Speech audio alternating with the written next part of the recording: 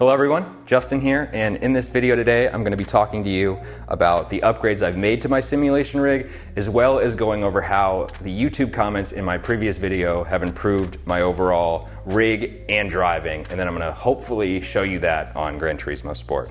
Before I go any further, just want to say, if you're one of those people that just wants to skip straight to the action, I've got timestamps in the description and you can go straight to that. If you're not, I want to say thank you very much if you're coming from my previous video. I never thought that would get as many views as it did, and it's been really fun. And it's also been really great to hear your comments and your tips. I've been using them, and I think it's really been improving my performance, and hopefully we'll see that today. But before going into that, I wanted to touch on the upgrades I've made to my rig so far, or since the last video. Firstly, I purchased a new wheel. This is the McLaren GT3 version 2 wheel by Fanatec. The DD Pro wheel that came with the package I bought is a nice circular wheel. I'm glad I have it. It's really nice for Gran Turismo Sport and probably for certain cars in the future. But I wanted something a little more realistic that didn't look so much like a toy. And this wheel, for the price, is a very nice replica of a GT3 wheel, and I've been having fun with it ever since. It's got some really nice metal paddle shifters, really good ergonomics. It grips very nicely. It's a great little wheel. Next, and most importantly, I straight away upgraded to the ClubSport V3 pedals because I knew I wanted a load cell. The CSL pedals are great. I'll have those as a backup. I can even buy the load cell for that if I want. But these are, I don't know, these just really appeal to me. They're all aluminum, black, red. They look really cool, and they're really functional. The 90 kilogram load cell has been great. For those of you who don't know, basically with the load cell now, my braking input is going to be measured by the weight I apply rather than the amount I allow the pedal to travel. Also purchased the brake performance kit for this. Stiffens up the travel, makes it even that more realistic, and yeah, overall, really good pedal set. Furthering my upgrades, furthering my purchases and all that stuff that comes with getting into this hobby, and yeah, still having fun. So with that said, with those upgrades in place, let's hop in the rig and go for some driving. All right, so we are back at the Nurburgring GP track in the AMG GT3 car. Before I try to take on Lewis Hamilton, just wanted to do an outlap here and talk a little bit about the driving tips and sim rig tips overall that I was receiving and that I've been using since that first video. So my biggest issue was with steering angle, right? So I was basically entering corners too quickly, experiencing understeer, and then trying to correct that understeer with further steering input. I would just yank that wheel way too much, causing the tires to screech out to unsettle the car, and then, therefore completely ruining my corner, and maybe even as an added bonus giving me some oversteer on corner exit. Since then, I've really worked on minimizing my steering angle, finding that point of grip with the tires, carrying that speed, but yeah, not steering in too much, just not turning too much. Which leads me to my next error in my previous video, and that was my braking and throttle application. I was a little too all or nothing on those, slamming on the brake, finding the traction, then slamming on the throttle. What I really need to do is trail brake, right? Get to a corner entry speed, then modulate my brake pedal as I approach the apex, as well as my throttle pedal as I exit the corner. Next, moving on, position of my sim rig overall. So my sim rig was basically way too far away from the monitor. It was like I was trying to race in the backseat of a race car. Since then, I've moved things, thanks to you guys, I've moved it way farther up. I've got it basically sticking into my TV stand, and it's just way easier to drive and way more enjoyable, make you actually feel like you're in the front seat of the car. Lastly, posture. I've got my upper arm and lower arm at a nice 90-degree angle now, giving me more control of the wheel with my arm muscles, and I've got my pedal set lifted a little bit in line more with my upper leg muscles, which makes brake and throttle control easier and more durable overall. So with that advice in hand, let's get a first hot lap going. Feed this engine some gas. As we go past the start-finish line, trying to keep in mind steering angle, keep it low, keep the braking nice and smooth. Let's have a good first sector.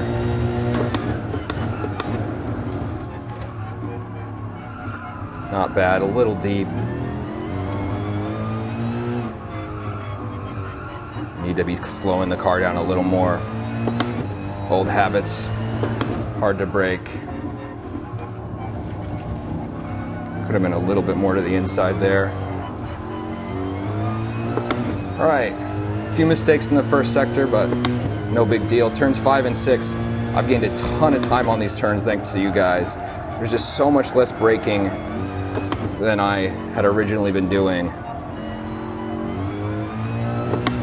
I've done better before, but that's okay. Trail braking is really going to pay off on this turn here. If I can get it right, straight line, look for the entry point. Upset the car a tad there. It was a little wider than I wanted to. Up to the Schumacher S. Lift, abuse the track limits. Okay, here we go. Turn 10. Another turn you guys have really helped me with, although I took that one a little too far to the outside. Patience, patience, patience. You can tell this is my first hot lap. It's still a little bit sloppy. Way better than before though. Love this back straight. Let's test the brakes. Look for the, ooh, sloppy chicane. Did I throw my 57 away in the chicane? I might have. I definitely did. Or did I? Let's see. Oh my gosh. Okay, we gotta go for another lap.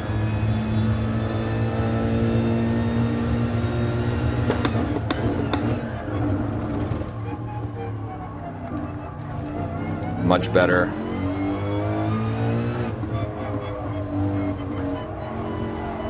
Nothing to see there, it was just a warm-up.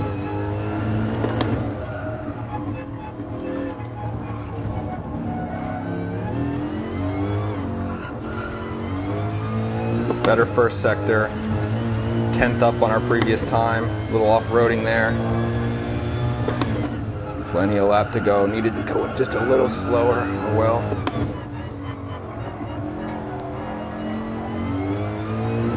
Gotta remind myself to focus on trail braking.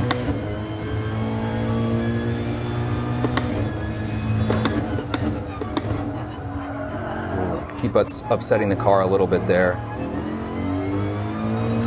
That was a much better exit.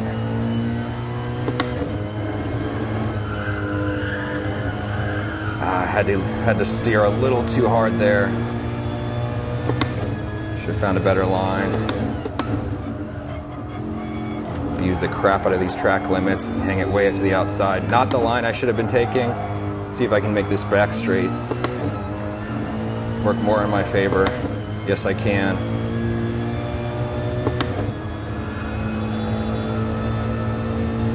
Getting close to 150 mph, slamming on the brakes.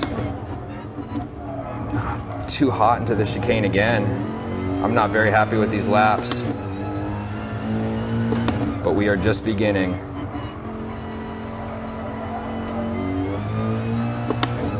Good exit onto the main straight. All right, there we go. Just under 157. So I'm 3/10 away from the gold time in the Lewis Hamilton Time Trial Challenge.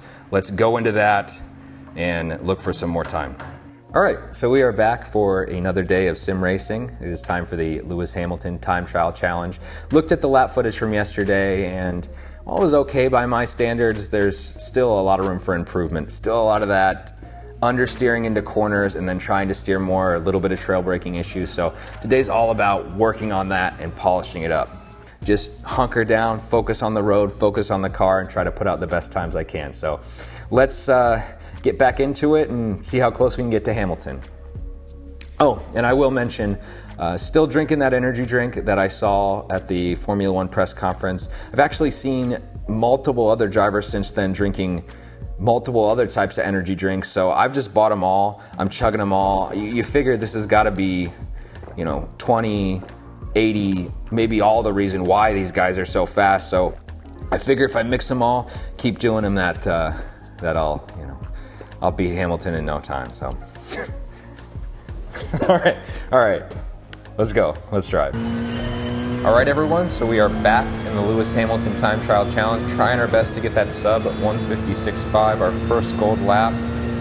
Looking for a good breaking point into turn 1, maybe a tad late there, finding that apex nonetheless.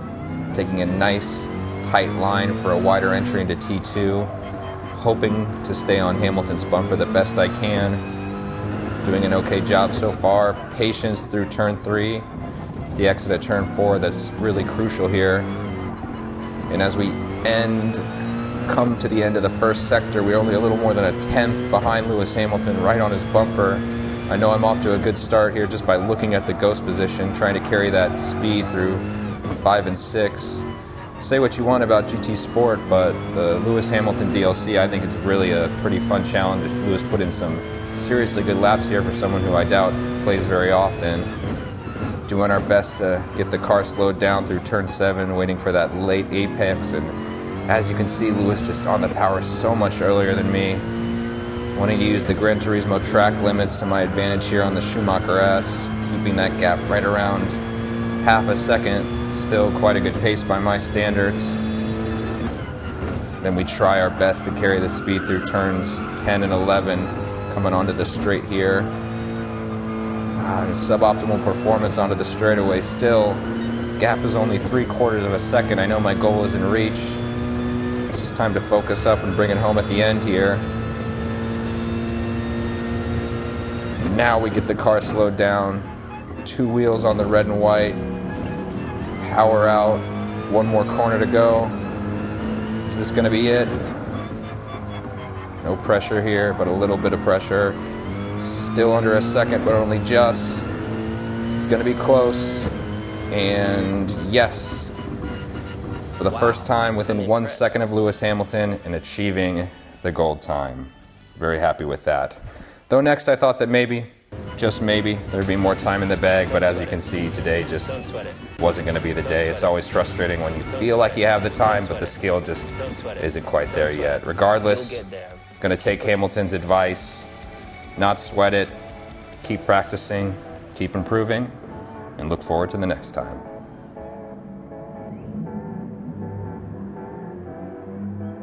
So, I am now the proud owner of the Golden Time Sphere. But I'm not satisfied because it's not quite Lewis Hamilton's time, and I really want to beat his time, but that's for another video. Once again, guys, thank you very much for watching. Thank you very much for your tips. My same thoughts at the end as the last video. Push the limits of your own hobbies, your own passions, learn, grow, discover, all that stuff. And I will add, after you watch my driving, one more little point. It's okay to not be so great at things, right? As long as you're having fun, as long as you're enjoying yourself, then go for it. So with that, I'll leave you. Thank you very much, and I'll see you on the next video.